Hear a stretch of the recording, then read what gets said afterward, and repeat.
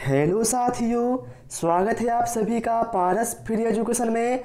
आज इस क्लास में हम पर्यावरण के इम्पोर्टेंट क्वेश्चन पढ़ने वाले हैं जो कि आपके सभी शिक्षक भर्ती एग्जाम के लिए रामबाण प्रश्न साबित होंगे। इसलिए आप लोगों से रिक्वेस्ट है इस वीडियो को आप कंप्लीट अवश्य देखें। पहला प्रश्न है, भारत का दूसरा सर्वाधिक मैंग्रोव वन वाला राज्य कौन सा है? प्रश्न ध्यान से पढ़ना। दूसरा राज्य यहाँ पर पूछा गया है। तो आप सभी को पता है भारत में सबसे अधिक मैंग्रोव वन पश्चिम बंगाल में पाए जाते हैं और दूसरे नंबर पर पाए जाते हैं गुजरात पर। मतलब पहले नंबर पर पश्चिम बंगाल है और दूसरे पर कौन है? गुजरात। तो यहाँ पर राइट आंसर किसके साथ जाएगा? हमारा गुजरात के साथ जाएगा। ठीक है। यदि आपसे पूछा जाए क्षेत्रफल के आधार पर भारत में सबसे अधिक वन किस राज्य में पाए जाते हैं, तो बताइएगा मध्य प्रदेश में पाए जाते हैं। चलिए अगला है, रेशम कीड़ा की अवस्थाओं का क्रम कौन सा सही है?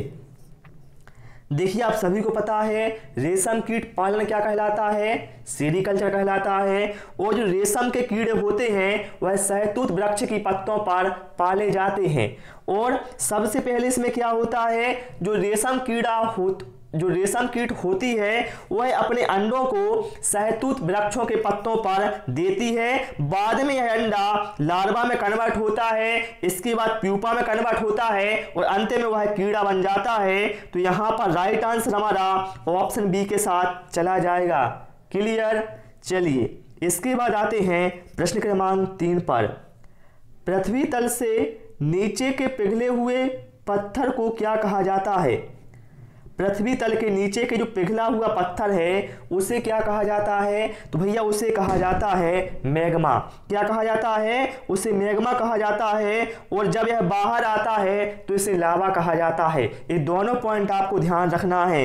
यदि आपसे पूछा जाए जो बेसाल्ट है यह किस प्रकार की चट्टान है, तो बताइएगा यह एक आग्नेय चट्टान है। ठीक है। चलिए इसके बाद आते हैं प्रश्न क्रमांक 4 पर। पादप की खाद्य फैक्ट्रियाँ क्या हैं? पादप मतलब क्या है? पौधा। पौधे की बताना है जो खाद्य फैक्ट्री है वो क्या है? तो आप सभी को पता है जो पौधे की पत्तियां होती हैं वो क्या करती हैं? भोजन को बनाती हैं, अर्थात वह क्या है? खाद्य फैक्ट्रियां हैं। राइट आंसर यहाँ पर ऑप्शन बी के साथ हमारा चला जाएगा। क्लियर। सभी से रिक्वेस्ट है भाई, वीडियो पसंद आए वीडियो को लाइक कर देना, शेयर भी कर देना, चैनल को सब्सक्राइब भी अवश्य कर लेना। वृक्ष मित्र के नाम से कौन प्रसिद्ध है?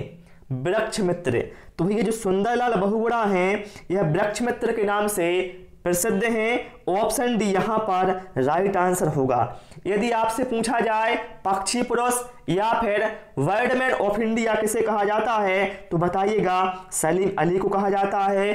डॉल्फिन मैन ऑफ इंडिया किसे कहा जाता है? रविंद्र कुमार सिन्हा को कहा जाता है।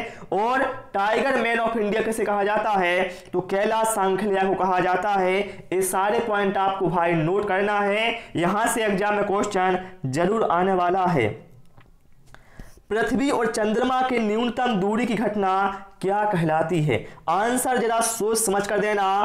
पृथ्वी और सूर्य की यहां पर बात नहीं हुई, पृथ्वी और चंद्रमा के बीच की न्यूनतम दूरी की यहां पर बात हुई है। तो यहां पर राइट आंसर हमारा ऑप्शन सी के साथ जाएगा। और पृथ्वी और चंद्रमा के बीच की अधिकतम दूरी क्या कहलाती है? तो बताइएगा अपभू कहलाती है। ये बात हो गई पृथ्वी और चंद्रमा की। यदि पूछा जाए पृथ्वी और सूर्य के बीच की न्यूनतम दूरी क्या कहलाती है, तो बताइएगा उपसौर कहलाती है। और पृथ्वी और सूर्य के बीच की अधिकतम दूरी क्या कहलाती है, तो बताइएगा अपसौर कहलाती है। तो ये कॉन्सेप्ट आपको ध्यान रखना है। ठीक है। चलिए अगला प्रश्न क्या है, भारत में सबसे लंबी सहायक नदी कौन सी है?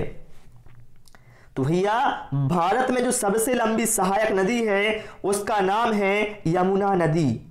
ठीक है। जो कि मेरे भाई गंगा की सहायक नदी है। किसकी सहायक नदी है? गंगा की सहायक नदी है। और इसे कालिंदी के नाम से भी जाना जाता है। यदि आपसे पूछा जाए भारत की सबसे लंबी नदी कौन सी है, तो बताइएगा गंगा नदी, जिसकी लंबाई है 2525 किलोमीटर। ठीक है। चलिए अगला है, अंकुरित अनाज में कौन सा विटामिन पाया जाता है? अंकुरित अनाज की यहाँ पर बात हुई है, तो मेरे भाई इसमें पाया जाता है विटामिन सी, जिसका रासायनिक नाम होता है एस्कॉर्बिक एसिड। और विटामिन सी की कमी से क्या है, स्कर्वी नामक रोग होता है। और यह एक ऐसा विटामिन है जिसको स्टोर करके नहीं रखा जा सकता। यदि आपसे पूछा जाए किस विटामिन को हार्मोन कहा जाता है, तो बताइएगा विटामिन डी को हार्मोन भी कहा जाता है। ठीक है, चलिए अगला है, कौन सा जानवर ऊन प्राप्ति का स्रोत नहीं है। देखिए मेरे भाई, बताइए यहाँ पर राइट आंसर क्या होगा। देखिए, हमें भेड़ से ऊन प्राप्त होता है, ऊंट से होता है, बकरी से होता है, लेकिन भैया हमें हिरन से ऊन प्राप्त नहीं होता है। तो यहाँ पर राइट आंसर हमारा ऑप्शन सी के साथ है, चला जाएगा। यदि आपसे पूछा जाए गरीब की गाय किसे कहा जाता है, तो बताइएगा बकरी को कहा जाता है। ठीक है, चलिए अगला प्रश्न क्या है, हिंद महासागर में सुनामी नामक प्राकृतिक आपदा कब आई थी। देखिए, हिंद महासागर में जो सुनामी आपदा आई थी भैया, जो कि बहुत भीषण आपदा थी, इसमें क्या है, भारत के साथ है अनेक देश प्रभावित हुए थे और इसमें लाखों लोगों की भाई जान चली गई थी। ठीक है, बहुत सारे लोग लापता भी हो गए थे, बस्तियां उजड़ गई थी, है ना। तो ये घटना हुई थी भाई 26 दिसंबर 2004 को। ये जरूर ध्यान रखना, बहुत ही महत्वपूर्ण है। ठीक है, और आपके सिलेबस में भी ये है। ठीक है, चलिए अगला प्रश्न क्या है, सबसे बड़ी अंतःस्रावी ग्रंथि कौन सी है। देखिए, ये आप जरूर देखना कि सबसे बड़ी ग्रंथि की बात की गई है या फिर सबसे बड़ी अंतःस्रावी। तो सबसे बड़ी अंतःस्रावी ग्रंथि है थायराइड ग्रंथि। राइट आंसर यहां पर ऑप्शन सी के साथ जाएगा। लेकिन यदि आपसे पूछा होता केवल इतना कि सबसे बड़ी ग्रंथि कौन सी है, तब आपका आंसर होता यकृत। लेकिन यहां पर अंतःस्रावी पूछा गया है, इसलिए थायराइड यहां पर राइट आंसर होगा। चलिए, सफेद मरुस्थल किसे कहा जाता है। सफेद मरुस्थल, तो भैया ये कहा जाता है कच्छ के रण को। ये जो क्षेत्र है नमक के लिए प्रसिद्ध है। ठीक है, इसलिए से कहा जाता है सफेद मरुस्थल। ठीक है, यदि आपसे पूछा जाए भारत का सबसे बड़ा मरुस्थल कौन सा है, तो बताइएगा थार का मरुस्थल है। पूछा जाए कौन सी नदी कच्छ के रण में विलुप्त हो जाती है, बताइएगा लूनी नदी। पूछा जाए विश्व की छत किसे कहा जाता है, बताइएगा पामीर के पठार को। ये सारे पॉइंट भाई नोट कर लो, मैं बार बार एग्जाम बोलता हूं आपसे, यहां से एग्जाम में क्वेश्चन जरूर आने वाले हैं। रक्त का अध्ययन क्या कहलाता है। रक्त का अध्ययन, तो भैया रक्त का अध्ययन कहलाता है हेमाटोलॉजी। ऑप्शन बी यहां पर राइट आंसर होगा। यदि आपसे पूछा जाए रक्त परिसंचरण तंत्र की खोज किसने की थी, बताइएगा विलियम हॉर्वे ने की थी। पूछा जाए रक्त समूह की खोज किसने की थी, बताइएगा कार्ल लैंडस्टीनर ने रक्त समूह की खोज की थी। पूछा जाए झीलों का अध्ययन क्या कहलाता है, बताइएगा लिम्नोलॉजी कहलाता है। ठीक है, चलिए अगला है पृथ्वी की पपड़ी में सबसे ज्यादा पाया जाने वाला धातु कौन सा है। जो पृथ्वी की हमारी पपड़ी है, बताना है इसमें सबसे ज्यादा कौन सी धातु भाई मेरे पाई जाती है। तो उसमें सबसे ज्यादा एल्यूमिनियम धातु पाई जाती है। ऑप्शन सी यहां पर राइट आंसर होगा। पूछा जाए इंसुलिन में कौन सी धातु पाई जाती है, बताइएगा जिंक धातु पाई जाती है। क्लोरोफिल में कौन सी धातु पाई जाती है, बताइएगा मैग्नीशियम धातु पाई जाती है। ठीक है, चलिए इसके बाद प्रश्न क्रमांक 15 पर आते हैं। भारत का सबसे लंबा प्लेटफार्म कहां पर है। तो भैया भारत का सबसे लंबा जो प्लेटफार्म है ये गोरखपुर उत्तर प्रदेश में है। ऑप्शन बी यहां पर राइट आंसर होगा।